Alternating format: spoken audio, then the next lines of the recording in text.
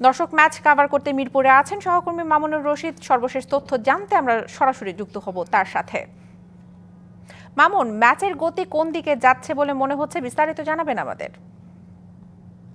ম্যাচের তো কিন্তু একেবারে শেষ সময় আপনি যেটা বলছেন যে ঢাকা আসলে আজকে সুবিধা করতে পারেনি এবং ম্যাচে তারা প্রায় হারার পথেই বলতে হয়। এবং আমার পেছনে দেখছেন যে ম্যাচের এখনো কিন্তু কিছুটা সময় বাকি আছে, ম্যাচের কিছু ওভার বাকি আছে, তারপরও অনেক আগে থেকে দর্শক কিন্তু মাঠ ছেড়ে চলে যাচ্ছেন। এখানে দুইটা কারণ, সেটা হচ্ছে ঢাকার খেলা দেখে দর্শকরা সন্তুষ্ট হতে পারেননি। আরেকটা কারণ, এখানে কিন্তু ইন্টারেস্টিং বিষয় আছে, শাকিব খানের ঢাকা ক্যাপিটালস, সেই শাকিব খানকে দেখতে অনেকে এসেছিলেন, সেই শাকিব খানও আসেননি। এটা নিয়েও একটু দর্শকরা হতাশা প্রকাশ করেছেন। রংপুর কিন্তু দারুণ ব্যাটিং করেছে, শুরু 191 রানের একটা দারুণ ইনিংস খেলেছে।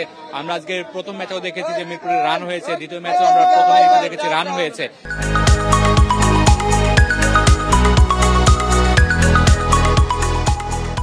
কিন্তু সেভাবে ঢাকা কিন্তু রান করতে পারেনি। রংপুরকে কিন্তু সোহানের দারুণ একটা ক্যামিও ছিল শেষ দিকে, প্রথম দিকে সাইফ, ইফতেখার তারা কিন্তু বেশ ভালো সংগ্রহ এনে দিয়েছিলেন। কিন্তু শেষ দিকে আমরা যখন ঢাকা ব্যাটিং এ নামে তখন দেখলাম যে লিটন এবং তানজিদ বাংলাদেশের দুই ওপেনার, জাতীয় দলের ওপেনার, তারা কিন্তু ভালো শুরু করেছিলেন, দেখে শুনে খেলছিলেন। কিন্তু তারা ফেরার পর ঢাকার অন্য ব্যাটসম্যান যারা আছেন তারা কিন্তু খুব একটা সুবিধা করতে পারেনি।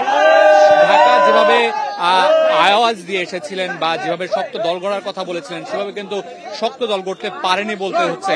তবে ঢাকা কিন্তু তাদের বড় একজন তারকাকে দলে ভিড়িয়েছে, জেসন রয়কে। জেসন রয় দলে যুক্ত হলে তখন হয়তো বা ঢাকার শক্তিটা আরো বাড়বে।